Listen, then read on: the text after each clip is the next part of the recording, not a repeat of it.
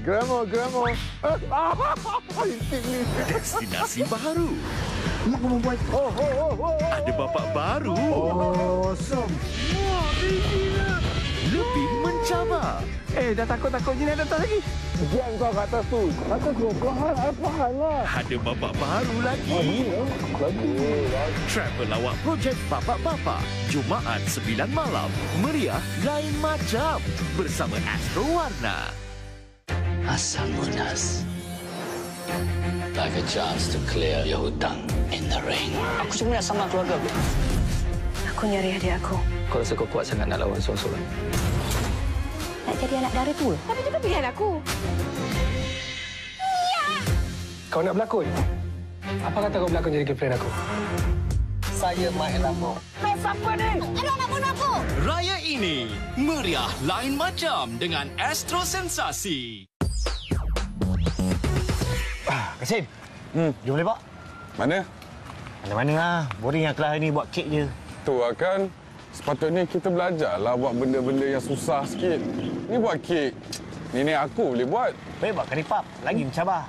Dah lah. Cakap banyak pun tak guna. Jom. Berhenti!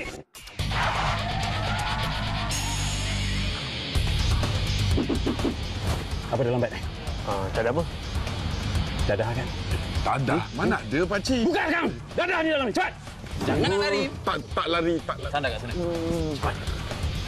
Lambat sangat.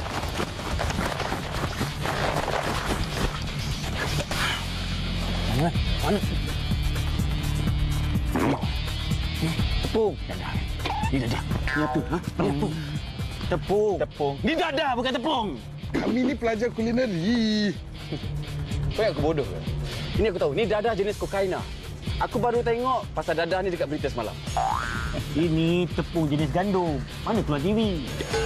Kau jangan nak bodoh lah. Tepung kan? Kan? Memang tepung. Kali ni kau selamat. Tapi lepas ni aku akan pastikan yang kau takkan selamat. Kami tak buat apa-apa, Bu. Kami bukan buat. Lah.